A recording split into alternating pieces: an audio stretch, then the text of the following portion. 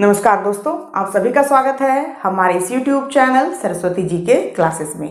दोस्तों, आज की क्लास में हम कंटिन्यू करेंगे झारखंड की नदियाँ और इस क्रम में हम जानेंगे स्वर्णरेखा नदी, दक्षिणी कोयल नदी तथा शंख नदी के बारे में, जो एग्जाम पॉइंट ऑफ व्यू से इम्पोर्टेंट हैं और पिछले एग्जाम्स में जहाँ से क्वेश्चन पूछे गए हैं और हो सकता है, संभावना हो सकती है कि आने वाले एग्जाम्स में भी जहाँ से क्वेश्चन पूछे जा सकते हैं। तो आइए शुरू करते हैं आज की क्लास और शुरू करते हैं झारखंड की नदियों के क्रम में स्वर्णरेखा नदी। स्वर्णरेखा नदी जो है, इसका उद्गम है रांची का नगड़ी गांव और एग्जैक्ट जगह की बात करें तो ये है रांची के नगड़ी के पिस्का से निकलती है।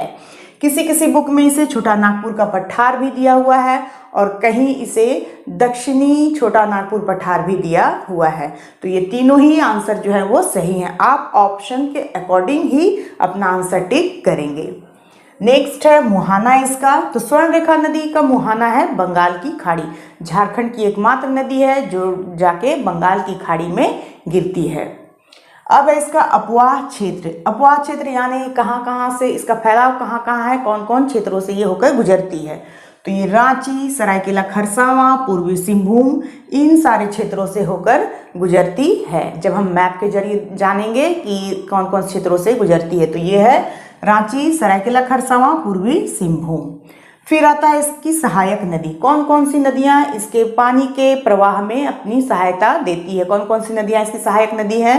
तो इसकी सहायक नदी है जुमार, राडू, कांची, खरकई। तो ये सारी जो चार नदियां हैं ये मेन इसकी सहायक नदी है स्वर्णरेखा नदी की।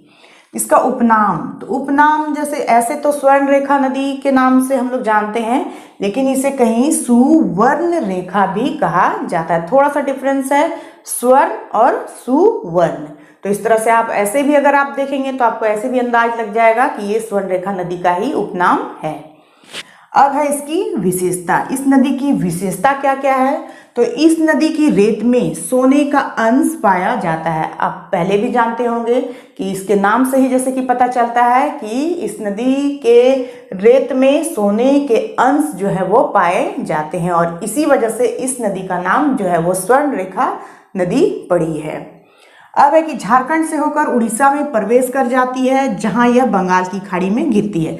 झारखंड में इसका उद्गम है और वहां से गुजरते हुए आप देख सकते हैं मैप में कि ये झारखंड से गुजरते हुए पूर्वी सिंहभूम होते हुए उड़ीसा में जाके ये मिल जाती है। ये सॉरी, मैंने थोड़ा सा मिस्टेक किया है बनाने में, उड़ीसा के तरफ होगा। उड़ीसा में आके मिल जाती है, बंगाल की खाड़ी में जाके ये गिरती है। अब है कि बंगाल की खाड़ी में स्वतंत्र रूप से गिरने वाली झारखंड की एकमात्र नदी है। ये जो स्वर्णरेखा नदी है झारखंड की एकमात्र नदी है जो स्वतंत्र रूप से, यानी किसी की सहायक नदी नहीं बनती है और स्वतंत्र रूप से जाके बंगाल की खाड़ी में गिर जाती है। फिर है कि रांची से 28 किलोमीटर दूर यह हुंडरू जलप्रपात का निर्माण करती है। अब हम मैप पे देखेंगे कि ये कौन कौन से जलप्रपात का निर्माण और किन किन नदियों पे करती है। तो सबसे पहले है कि रांची से 28 किलोमीटर दूर यह हुंडरू जलप्रपात। तो आप देख सकते हैं, अगर ये मान लेते हैं कि रांची का एरिया है नगड़ी जहाँ से ये निकलती है, तो यहाँ से 28 किलोमीटर दूर यहाँ पे ये देखिए, ये जो है एरिया यहाँ पे ये हुंडरू जलप्रपात का निर्माण करती है। तो हुंडरू जलप्रपात किस नदी पे हो जाएगा, स्वर्णरेखा नदी पे। फिर है कि इसकी सहायक राडू नदी, जोन्हा या गौतम धारा तथा कांची नदी दसम जलप्रपात का निर्माण करती है।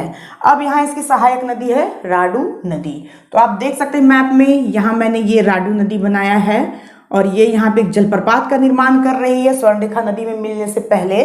तो ये कौन सा जलप्रपात यहाँ बनाती है, जोन्हा। इसे जोन्हा जलप्रपात या गौतम धारा जलप्रपात भी कहा जाता है। दोनों एक ही जलप्रपात के नाम है, जोन्हा जलप्रपात या गौतम जलधारा। ये किस नदी के द्वारा बनाया जा रहा है, तो ये राडू नदी के द्वारा बनाया जा रहा है।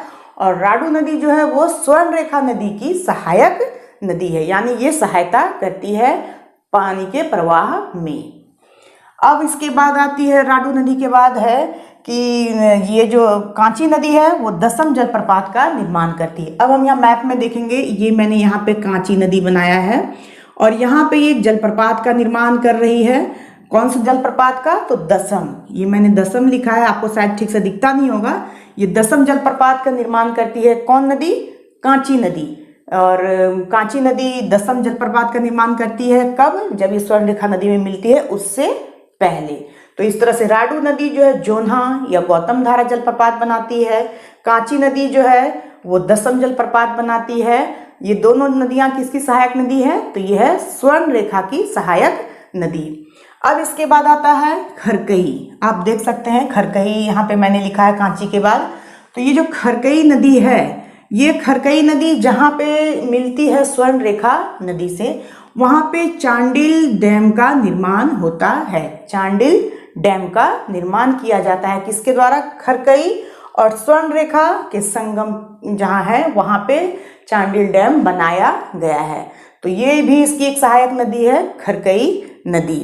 इसके बाद एक और नदी जो सबसे पहले हम लोगों ने पढ़ा था, जुमार। आप देख सकते हैं ये यहाँ पे है जुमार नदी। जुमार नदी भी यहाँ मिलती है और इससे आगे जाके ही एक डैम बना हुआ है, गेतल सूद डैम। तो ये दो डैम जो है बहुत ही इंपॉर्टेंट है स्वर्णरेखा नदी पर। ऐसे तो जब हम लोग डैम्स के बारे में जब क्लास में लेंगे तो उसमें हम लोग इसके बारे में डिटेल में जानकारी हासिल करेंगे, लेकिन चूंकि ये बताना मुझे यहाँ जरूरी था ताकि आपको थोड़ा तो नॉलेज इसका रखना चाहिए कि स्वर्णरेखा नदी पर कौन कौन सी इसकी सहायक नदियाँ हैं, कौन कौन से जलप्रपात मेन रूप से जो जहाँ से एग्जाम्स में क्वेश्चन पूछे जाते हैं, और कौन कौन से डैम जो है वो बनते हैं।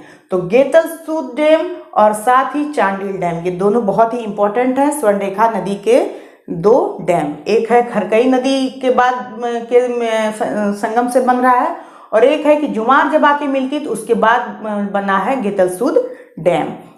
और जो जलप्रपात है तो हुंड्रू जलप्रपात जो है वो स्वर्णरेखा नदी पर है, जो जोन्हा जलप्रपात है वो राडू नदी पर है, और जो दसम जलप्रपात है वो आपको कांची नदी पर है। तो इतनी सारी इंपॉर्टेंट बातें हैं स्वर्णरेखा नदी के बारे में। अब है कि राडू नदी तोरांग रेलवे स्टेशन जो कि सिल्ली के दक्षिण में है के पास स्वर्णरेखा नदी से मिलती है। ये जो राडू नदी है वो कहाँ पे जाके मिलती है स्वर्णरेखा नदी से? तो ये प्लेस है तोरांग रेलवे स्टेशन जो कि सिल्ली के दक्षिण में स्थित है। वहीं पे राडू नदी स्वर्णरेखा नदी से मिलती है। ये तो हो गया स्वर्णरेखा से संबंधित महत्वपूर्ण बातें जो एग्जाम पॉइंट ऑफ व्यू से इंपॉर्टेंट हैं, जहां से एग्जाम में बराबर क्वेश्चन पूछे गए हैं। अब हम आगे जानेंगे दक्षिणी कोयल नदी के बारे में। दक्षिणी कोयल नदी जो है इसका उद्गम स्थल है रांची का नगड़ी गांव। आपने देखा कि जो स्वर्णरेखा नदी है वो भी रांची के नगड़ी गांव से ही निकल रही है, और जो दक्षिणी कोयल है वो भी इसी के अगल बगल प्लेस से निकलती है दक्षिणी कोयल। तो ये मैंने यहाँ पे दक्षिणी कोयल यानी साउथ कोयल नदी जो है मैप पे आपको दिखाने की कोशिश की है। क्या है इसका उद्गम भी है रांची का नगड़ी गांव। अब है इसका मुहाना कहाँ है? तो इसका मुहाना ये किस नदी में जाके मिलती है? तो ये शंख नदी में मिलती है। आप देख सकते हैं कि यहाँ से होते हुए ये लोहरदग्गा जाती है, यानी कि जहाँ से ये निकलती वहाँ से पश्चिम की ओर बढ़ती है, और पश्चिम से बढ़ते हुए लोहरदग्गा जाती है, और लोहरदग्गा से भी ये दक्षिण होते हुए फिर आगे बढ़ती है, गुमला जाती है, और गुमला से होते हुए निकलती है सीधे और जाके शंख नदी में मिल जाती है। ये यहाँ पे मैंने थोड़ा सा मिस्टेक किया है, ये शंख नदी इधर से आएगी और ये यहाँ ऐसे मिल जाएगी। ये हो गई दक्षिण कोयल, और जब हम लोग शंख नदी पढ़ेंगे तो देखेंगे कि ये दोनों एक दूसरे की सहायक नदी है। दक्षिण कोयल नदी मिल जाती है शंख नदी में, और शंख नदी आके मिल जाती है दक्षिणी कोयल नदी में। तो इस तरह से इसका मुहाना हो गया शंख नदी। कहाँ मिलती है? तो उड़ीसा के सुंदरगढ़ में मिलती है शंख नदी से दक्षिणी कोयल नदी, उड़ीसा में। फिर है इसका अपवाह क्षेत्र। अपवाह क्षेत्र कौन सा होगा? तो रांची, लोहरदग्गा, गुमला, पश्चिम सिंहभूम। यहाँ एक कंफ्यूजन क्रिएट ये होता है कि दक्षिणी कोयल नदी जो है वो रांची के नगड़ी गांव से निकलती है, फिर वहां से वो पश्चिम मुड़ती है सॉरी, और लोहरदग्गा में इन करती है, और लोहरदगा से फिर वो गुमला आती है। गुमला आने के बाद डायरेक्ट बताया जाता है कि वो पश्चिम सिंहभूम में इन कर जाती है, लेकिन उसके बीच एक और एरिया है, या तो ये सिमडेगा में इन करेगी या खूंटी में, लेकिन किसी भी बुक में इसकी चर्चा नहीं मिलती है। इसलिए यहाँ पे थोड़ा सा कंफ्यूजन क्रिएट होता है कि सिमडेगा या खूंटी की चर्चा कहीं नहीं की गई है। अपवाह क्षेत्र में सिर्फ रांची, लोहरदगा, गुमला और पश्चिम सिंहभूम ही दिया गया है। तो मेरे हिसाब से सिमडेगा होना चाहिए, क्योंकि आप खुद सोच के देखिए या खुद आप अगर मैप देखेंगे तो जब लोहरदगा से गुमला इन करती है तो गुमला से डायरेक्ट जो है वेस्ट सिंहभूम में नहीं आया जा सकता, बीच में सिमडेगा पड़ता है या फिर उसके साइड अगर हम जाते हैं तो वो खूंटी पड़ता है। तो इस तरह से ये कंफ्यूजन है कि थोड़ा सा अपवाह क्षेत्र जो है या तो सिमडेगा रहना चाहिए या फिर खूंटी रहना चाहिए। तो खैर जो हम लोग बुक के हिसाब से चल रहे हैं तो बुक में दिया हुआ है रांची, लोहरदगा, गुमला और पश्चिम सिंहभूम। और ये जो एरिया कवर करता है, इसका अपवाह क्षेत्र का जो एरिया है वो है 11,099 किलोमीटर, 11,099 किलोमीटर। फिर इसकी कुल लंबाई अगर देखी जाए तो ये है 470 किलोमीटर। दक्षिणी कोयल नदी जो है इसकी कुल लंबाई है 470 किलोमीटर।